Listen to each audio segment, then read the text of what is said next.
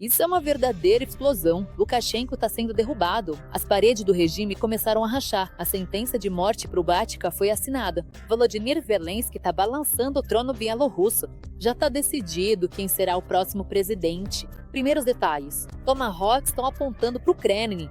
O Pentágono está amadurecendo um passo histórico. Um tapa na cara de Putin no auge das negociações. As forças armadas da Ucrânia estão atacando o inimigo de todos os lados. Gerasimov cometeu um erro grave diante do ditador ao vivo. Isso ele com certeza não vai ser perdoado. Orbán está nervoso. O vendaval de mudanças está tirando o chão dele. A máfia do Kremlin está gradualmente desaparecendo. A Rússia está em desespero. Temo que literalmente costurar um exército a partir de trapos. Os russos chegaram ao limite da paciência. Tudo sobre isso em nossa edição Ponto do Inferno. Urgente! Esse é o fim. Eles vieram atrás de Lukashenko. Minsk está explodindo por dentro. A Ucrânia acende o fósforo da justiça e estende a mão para a oposição. O encontro histórico de Zelensky com o Tsikhanouskaya é um sinal claro que já não pode ser escondido. A Bielorrússia se prepara para mudanças radicais. A ditadura está sendo cortada pela raiz. Um golpe que vai colocar tudo em seu devido lugar. Kiev apestou o Botron. Não perca os primeiros detalhes. A Ucrânia está de olho na Bielorrússia. Pela primeira vez em anos de guerra, Kiev não está apenas falando sobre uma Bielorrússia democrática, mas começa a dialogar diretamente com ela. No dia 25 de janeiro, em Vilnius, o presidente Volodymyr Zelensky realizou uma reunião completa com Sviatlana Tsikhanouskaya, chefe do Gabinete de Transição Unificado da Bielorrússia, que é de fato o governo no exílio. Esse foi um passo político cuidadosamente planejado, que nós deveríamos ouvir, nós com vocês, aqueles que querem que a Bielorrússia seja democrática, e também aquilo que o regime em Minsk precisava ouvir. Durante muito tempo, os contatos com a oposição democrática da Bielorrússia foram praticamente bloqueados. No gabinete do presidente da Ucrânia, partiam de uma lógica simples: não mexer com Lukashenko para não provocá-lo a participar ainda mais ativamente da guerra contra a Ucrânia. Acreditava-se que manter uma distância cautelosa permitiria preservar pelo menos a ilusão de neutralidade de Minsk. Mas a ilusão se desfez. A Bielorrússia se tornou praticamente uma plataforma de lançamento completa para a invasão russa. Seu território está sendo usado para o posicionamento de tropas e armamentos russos, e o próprio Lukashenko está cada vez mais envolvido em uma dependência militar e política do Kremlin. Por enquanto, o Spitz branco de Lukashenko tem mais direitos do que o povo da Bielorrússia. Infelizmente, houve uma chance em 2020 para mudar isso. E tenho certeza de que ainda haverá outra chance. Mas, naquela época, o apoio à Bielorrússia simplesmente não foi suficiente. E agora todos nós sentimos o quanto ficou mais difícil, mais caro e mais perigoso para todos por causa da dependência da Bielorrússia em relação a Moscou. Mas o encontro de Vilnius não se trata apenas de reavaliar o passado, mas também de apostar no futuro. É justamente agora que o pai tem uma chance real de sair do isolamento internacional. No Ocidente, cada vez mais se ouvem sinais sobre uma possível suspensão parcial das sanções, o retorno de Minsk aos formatos diplomáticos, a promoção de iniciativas de paz e a estabilização da região. Para a Ucrânia, esse cenário é perigoso. A legitimação de Lukashenko significa a manutenção de uma base militar russa próxima às fronteiras do norte e a tentativa de congelar Belarus no papel de vassalo do Kremlin por muitos anos. Operadores dos drones russos Shahed atuam contra a Ucrânia, inclusive a partir do território de Belarus. A comunicação para os ataques é mantida a partir do território de Belarus. A Rússia usa Belarus como um campo de testes para chantagear a Europa e o mundo com ameaças. A indústria de Belarus trabalha para a guerra russa e os laços comerciais ajudam Putin a comprar componentes necessários para construir uma ameaça contra todos nós na Europa. Por isso, Kiev está dando um passo preventivo. Segundo a mídia, Zelensky e Tsikhanouskaya discutiram mecanismos concretos para aprofundar a cooperação, desde a restauração de uma direção bielorrussa separada na diplomacia ucraniana até medidas jurídicas que podem fechar definitivamente o caminho de Lukashenko para a reabilitação internacional. Trata-se, em particular, da possível iniciativa de perseguição criminal internacional. Para a Ucrânia, isso é uma forma de eliminar o corredor cinzento da influência russa próximo às suas fronteiras. Quero dizer especialmente ao povo da Bielorrússia: vocês são um povo europeu que estará junto com todos os nossos povos em nossa Europa unida e livre, uma Europa pacífica, uma Europa forte. E vocês não serão apagados. E enquanto o Ocidente hesita, os russos estão cada vez mais absorvendo os bielorrussos. A 40 quilômetros da fronteira com a Ucrânia, na região de Gomel, próxima à estação ferroviária de Yakimivka, está sendo construído um novo campo de treinamento. As principais obras de construção estão planejadas para os anos de 2027 a 2028, com financiamento de 52,5 e 80 e 6 milhões de dólares, respectivamente. Paralelamente, tem em andamento a construção de uma cidade militar próxima ao vilarejo de Pribor, no distrito de Gomel, onde planejam instalar uma nova brigada de assalto aerotransportada. A instalação de uma base desse tipo é, de fato, uma ameaça direta à Ucrânia. E isso é um sinal para nós de que também devemos nos preparar para possíveis cenários de ofensiva por parte da Rússia através da Bielorrússia e, possivelmente, o envolvimento da Bielorrússia nesse processo. Parece que, pela primeira vez em anos, os bielorrussos têm uma oportunidade real de se livrar das correntes do regime de Putin e reconquistar sua liberdade, sair da sombra de Moscou, decidir seu próprio futuro e construir uma Bielorrússia que faça parte de uma Europa livre e democrática. Finalmente, os Tomahawks vão atingir o Kremlin. Choque? Trump teve coragem? Conversas de bastidores dentro do Pentágono impressionam pela determinação dos EO, que estão preparando mega armamentos para a Ucrânia em pleno meio das negociações. Putin está visivelmente nervoso. A pressão é máxima. Parece que Washington está acelerando ao máximo e vai pressionar o Kremlin até o limite.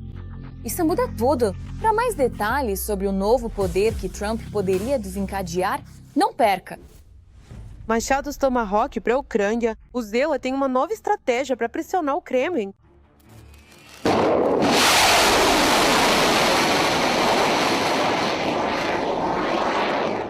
Em Washington, estão discutindo um plano para atacar o interior da Rússia, a fim de forçar Putin à paz. Aqui, dificilmente eu vou conseguir acrescentar algo novo. Um pequeno grupo de defensores da Ucrânia em Washington afirma que a única maneira de forçar o ditador russo a sentar-se à mesa de negociações é fortalecer significativamente a posição de Kiev. E isso pode ser feito com mísseis Tomahawk.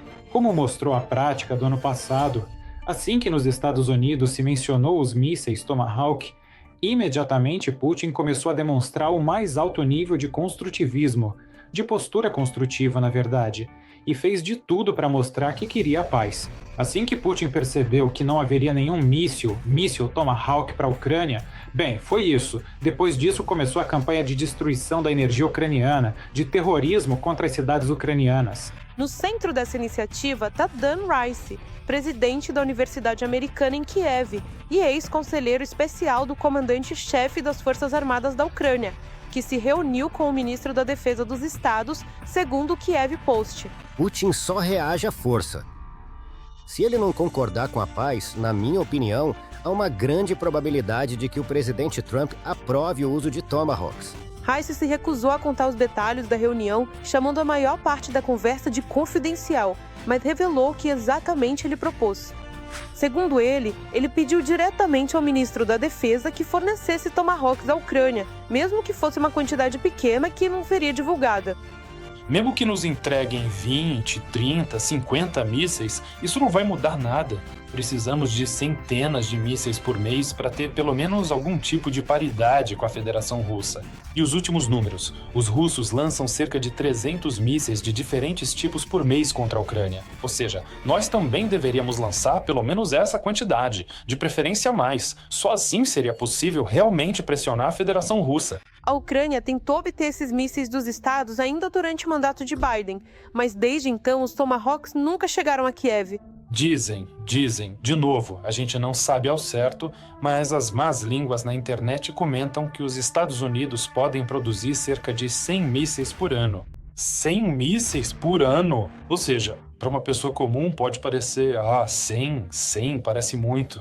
100 mísseis é bastante. Vamos olhar por outro ângulo. O custo de cada míssil, segundo diferentes estimativas, pode ser de 2 milhões de dólares por míssil ou 4 milhões de dólares, como, por exemplo, os americanos venderam para o Japão na época. Ou seja, para eles mesmos sai por volta de 2 milhões e pouco, mas para os japoneses 4 ou até 4,25 milhões por míssil. Ou seja, são valores altos. Poderia parecer que se o problema não é o dinheiro, então o problema é a quantidade. A questão de Trump é aprovar o fornecimento de Tomahawks ainda bem aberto. Enquanto alguns funcionários acreditam que os mísseis americanos realmente podem se tornar uma alavanca de influência sobre a Rússia no processo de negociação, outros temem que a transferência dos Tomahawks, ao contrário, possa arruinar os esforços diplomáticos. Se os Estados Unidos tivessem dito claramente que, caso a Rússia destruísse o setor energético ucraniano, a Ucrânia receberia mísseis Tomahawk, eu garanto a você que nada do que está acontecendo agora teria ocorrido.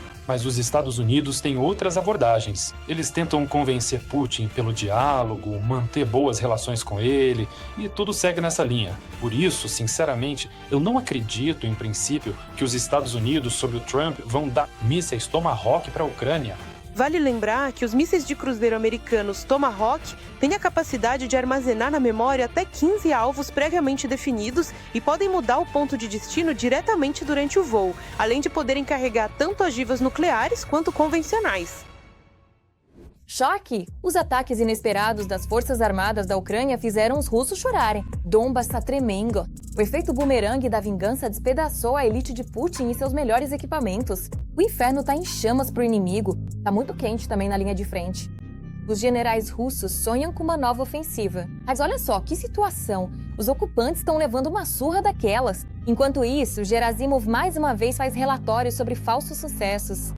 Essa derrota o ditador com certeza não vai perdoar. Sobre qual direção estamos falando e o que realmente está acontecendo lá, não perca a seguir.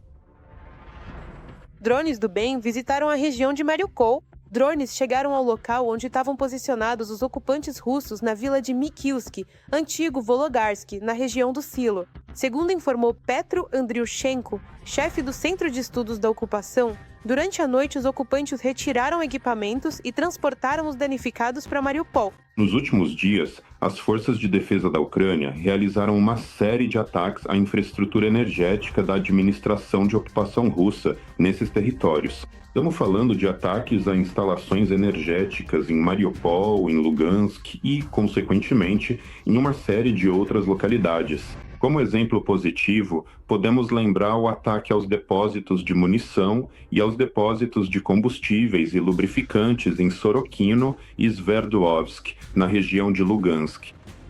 Os russos na Federação Russa não dormiram tranquilos, ó. Em Slaviansk, na Kubane, no território de Krasnodar, foram registrados mais de 10 explosões em diferentes áreas da cidade.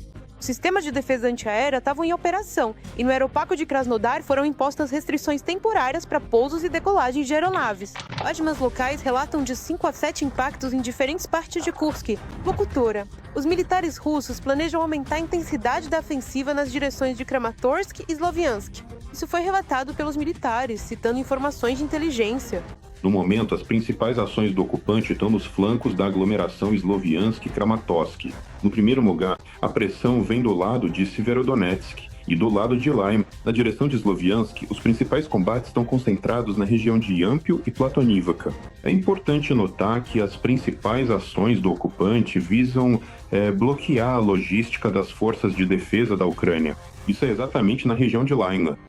Narradora: por mais que os ocupantes tentem se disfarçar de pinguins, as forças de defesa ucranianas sempre acabam encontrando eles. Diante de todos esses vídeos, a declaração do comandante-chefe do exército russo, Valery Gerasimov, sobre a captura de Kupiansk e Svuzlovi parece mais uma palhaçada. Valery, Kupiansk e Svuzlovi foi libertado. Está sendo realizada uma inspeção e limpeza dos bairros urbanos desta cidade. Locutor: combatentes do 8º Regimento SSO realizaram uma varredura dos ocupantes que haviam se instalado em um supermercado destruído e em um prédio próximo na parte central de Kupiansk, região de Kharkiv.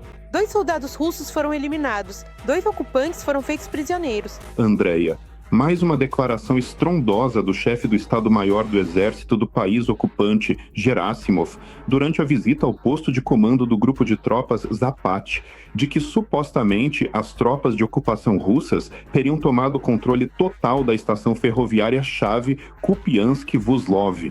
Essa declaração gerou uma onda de críticas, até mesmo entre os canais pró-guerra russos. A questão é que, no momento, não há presença de tropas de ocupação russas nem em Kupiansk-Vuslov e, consequentemente, a ameaça de um avanço adicional nessa direção foi praticamente minimizada. Locutor, e este é um soldado russo reeducado. Diana, e aí, pessoal? Precisamos entrar em contato com a peça para que haja algum tipo de troca? Sérgia, você não precisa contatar ninguém, não precisa contatar unidade, não precisa descobrir nada, é só isso. Bem, eu não quero ir para a guerra. Locutora, em vez de voltar para sua terra natal, ele vai escolher viver na Ucrânia. E, na verdade, simplesmente viver e não ir morrer de novo pelo Putin. Urgentemente, os amigos do Kremlin estão se dissolvendo como açúcar na água. O momento da verdade finalmente chegou. A Hungria, em agonia, se salva como pode. Orbán ficou desnorteado com esse desdobramento dos acontecimentos. O poder está escapando das mãos bem debaixo do nariz. Um fiasco espetacular. Declarações ruidosas contra a Ucrânia se voltaram contra o capanga de Putin com desfecho inesperado. Os húngaros estão pisoteando Moscou sem piedade e, ao que tudo indica, isso é só o começo. Em seguida, o tiro final contra o ditador e um novo rumo. Tudo isso em instantes.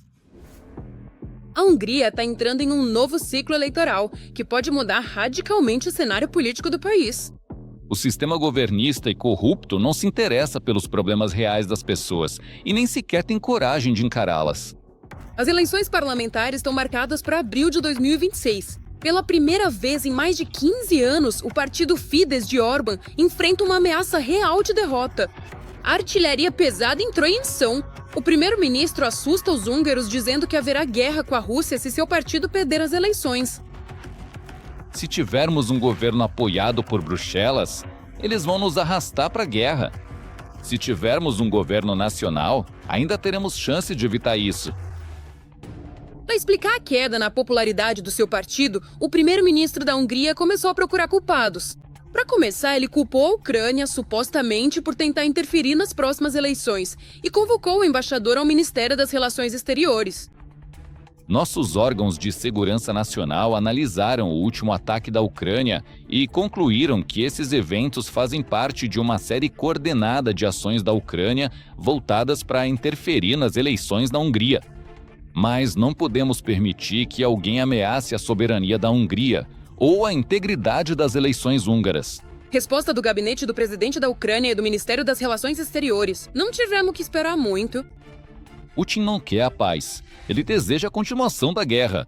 Portanto, ao bloquear a adesão da Ucrânia à União Europeia, Orbán está atendendo aos caprichos de Putin, impedindo a restauração da paz na União Europeia e tornando a Hungria cúmplice do regime do Kremlin. O assessor de comunicação presidencial, Dmytro Litvin, publicou fotocópias de notas de 100 rublos russos. Orbán está procurando uma maneira de permanecer no poder na Hungria, independentemente do resultado das eleições. Ele até tentou reescrever as leis, mas não conseguiu. Orbán, com sua retórica anti-ucraniana, certamente não vai vencer. Budapeste, sob a liderança de Orbán, está se afastando de Bruxelas, ao mesmo tempo em que demonstra um alinhamento político com Moscou. Agora, quando a Rússia e a administração Trump têm o objetivo comum de manter esse governo no poder, espero sinceramente que a comunidade internacional preste atenção em expor quaisquer tentativas de interferência. As forças de oposição estão visivelmente se tornando mais ativas no país. Pela primeira vez em muitos anos, Orbán tem um rival capaz de realmente competir pelo poder. O líder do partido TIS é Peter Magyar. O beco sem saída de Bruxelas é o TISA. Em troca de imunidade, eles concordarão com acordos com Bruxelas e cumprirão todas as suas exigências. Eles dirão sim à guerra, ao financiamento da Ucrânia, à acomodação de imigrantes e à propaganda de gênero. O povo da Hungria entende que o petróleo e o gás comprados da Rússia financiam a condução.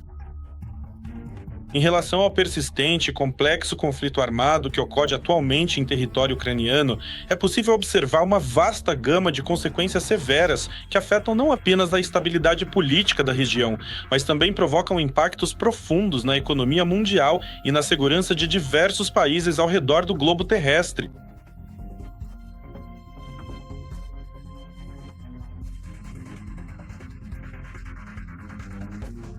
A oposição acredita que o país finalmente precisa se livrar da dependência de Putin. A máquina de mídia de Orbán e seus métodos de propaganda praticamente cegaram a sociedade quanto à inaceitabilidade moral dessa amizade com Vladimir Putin. Na minha opinião, ele conseguiu influenciar muitos húngaros, que em outras circunstâncias nunca aceitariam uma proximidade política tão grande com a Rússia. A popularidade de Orbán é frequentemente associada ao seu controle sobre os principais meios de comunicação. Putin faz o mesmo na Rússia. A propaganda está profundamente enraizada e grandes somas de dinheiro são gastas para fortalecê-la. Fazer campanha em um ambiente tão restrito é muito mais difícil do que em um sistema democrático pleno, onde existe um espaço aberto para discussões. E a independência é garantiva da mídia. Vale lembrar que na Hungria está em vigor um regime de estado de emergência desde 2015. No momento, ele foi prorrogado até a primavera. A oposição acredita que isso é um abuso de poder flagrante para limitar ainda mais os poderes do parlamento e restringir a democracia. Todos os seus direitos fundamentais e garantias legais.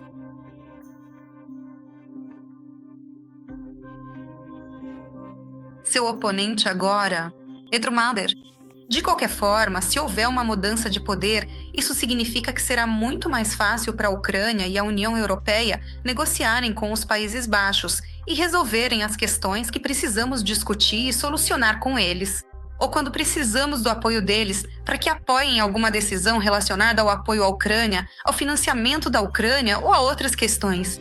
Orbán diz que não tem medo de perder as próximas eleições e considera seu principal adversário não o líder da oposição, Peter Mader, mas sim Bruxelas.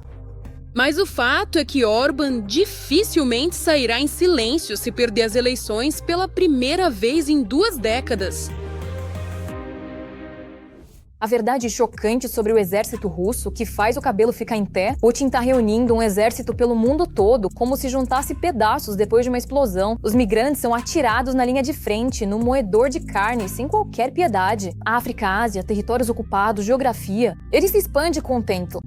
E, como resultado, a cápsula e a massa são coletadas na via expressa. Os próprios russos estão reclamando, mas o ditador mostra que não está nem aí. O que está acontecendo dentro da chamada segunda maior força armada do mundo? Sem enfeites, não perca o que vem a seguir. Se esse cara não quiser cumprir a missão, ir até lá, entendeu? Se carrega o fuzil, aponta na cabeça dele e diz: "Você não tem escolha". Foi isso que eu vi quando conheci o pessoal. O número de mercenários no exército russo já ultrapassou 100 mil, segundo canais de monitoramento. Na prática, quase 1 em cada 7 ocupantes que vieram para a Ucrânia armados é estrangeiro ou recebeu cidadania russa por um procedimento acelerado, só para ser enviado mais rápido para o abate. Muitos são forçados a assinar o contrato por meio de engano, truques ou, mais uma vez, pressão. Em alguns casos, os migrantes simplesmente não entendem totalmente o que estão assinando, que tipo de contrato estão assinando. Alguém é chamado para um trabalho, por exemplo, em uma fábrica de shampoos, mas no final das contas acabam sendo enviados para outro lugar, da mesma forma, para lutar na linha de frente. Sim, segundo o Telegraph, a Rússia está recrutando milhares de imigrantes para a guerra por meio de engano, recentemente através de grupos especiais. Essas chamadas agências de recrutamento contratam trabalhadores para funções comuns, mas depois os forçam com ameaças a irem para a linha de frente. Segundo a publicação, só em 2025, a Rússia enviou para a guerra pelo menos 18 mil cidadãos de 126 países da Ásia, África e América Latina. Mais de 3 mil deles já morreram nos combates. Cerca de 700 outras pessoas estão sob custódia ucraniana, permanecendo em um estado prolongado de cativeiro.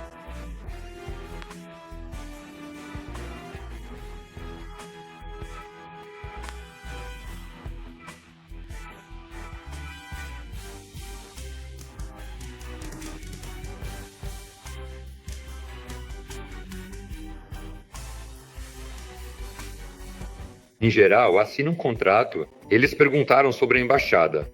Mas eles não permitem que ninguém entre em contato com a embaixada. Eles simplesmente não funcionam na região de Donetsk. Ao mesmo tempo, o recrutamento tradicional continua não só de países distantes, mas também da Ásia Central. Os russos vêm desenvolvendo métodos de pressão sobre esses vizinhos há décadas. Quanto aos migrantes da Ásia Central que vivem na Rússia sem passaporte, bom, me parece que, na verdade, ninguém os considera de verdade. E os métodos pelos quais eles são enviados para a guerra são muito variados.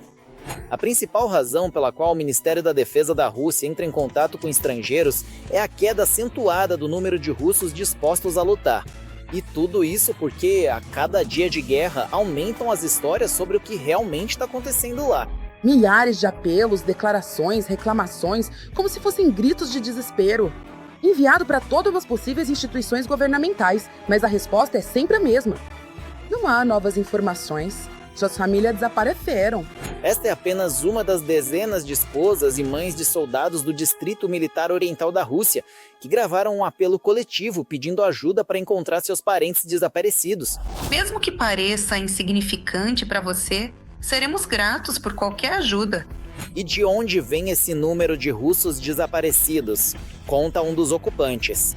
Ilya, que passou vários meses tentando tomar Volchansk, diz que os mortos... A Rússia simplesmente não retira os corpos do campo de batalha e os registra como desaparecidos. A ordem para isso veio de cima. Havia 10 vendas espalhadas pela casa onde eu estava, não muito longe do elevador que capturamos. Eles são registrados como PIB, não como 200. Só quero que todos eles entendam que estão fudidos, assim como eu, pelo Estado. Lá, eles não reconhecem os 200. Muica, lá, se alguém vira um 200... eles registram como PIB, porque é mais fácil para eles registrar como PIB e assim não precisam te pagar dinheiro. Então milhões de rublos nem chegam àqueles que mandam seus parentes para a guerra esperando receber um novo Lada Kalina pago. A pressão ativa por causa da falta de pessoal começou até mesmo sobre os recrutas do exército russo. Humilhações e ameaças. Muitos dos que eram estudantes até ontem simplesmente não aguentam. Tenho 5 conhecidos da minha idade. Na região de Pur, muitos morreram. Quando começaram a chegar assim, alguns simplesmente por conta própria. Bom, vamos para um show. E outros foram mandados para o exterior. E na fronteira, nas fitas, lá também tudo é comemorado. 3 conhecidos meus de infância. Oleg também contou sobre a morte de um amigo, que foi forçado a assinar um contrato, apesar de não ter pais e de ter uma irmã menor de idade. Depois da morte dele, a irmã foi enviada para um orfanato. A irmã ficou no orfanato, onde está, com quem vive. Ir para o hospital, como dizem os militares, também é um luxo que está longe de ser para todos. Por exemplo, soldados do 49º Exército de Infantaria contaram que literalmente comeram pregos, só para tentar escapar de algum jeito do abuso. O comando local, já em outra unidade. Um dos soldados, Andriy Sharikov, gravou um vídeo recentemente onde também contou que os comandantes o humilhavam, exigiam dinheiro e ainda o ameaçavam de fuzilamento, o que quase o levou à loucura. Segundo Sharikov, agora ele está sendo mantido no território da 71ª Brigada e está sendo preparado para ser embarcado e enviado para a zona de combate. Ao mesmo tempo, ele afirma que já havia declarado oficialmente sobre seu grave estado psicológico e a necessidade de atendimento médico urgente. Eu não tô bem psicologicamente. Quero passar por um psicólogo. Tenho tendências suicidas. E pediram para me mandarem para reabilitação com um psicólogo. Porque eu sou instável e psicologicamente doente. Mas mesmo aqueles que milagrosamente conseguem sobreviver a esse massacre e voltar para casa, não se pode invejar. Sim, recentemente, uma série de meios de comunicação russos publicou estatísticas segundo as quais mais de 250 mil russos que retornaram da chamada Operação Militar Especial não conseguem encontrar emprego. As pessoas simplesmente têm medo deles por causa do passado recente. O governo interveio imediatamente e editou as publicações. Mas isso não ajudou a esconder a verdade. Os assassinos de Putin não são necessários para ninguém, nem mesmo na Rússia de Putin. Por hoje é só da minha parte. Eu sou Darina Rutskalo e estive com vocês. Mais notícias infernais no nosso próximo episódio.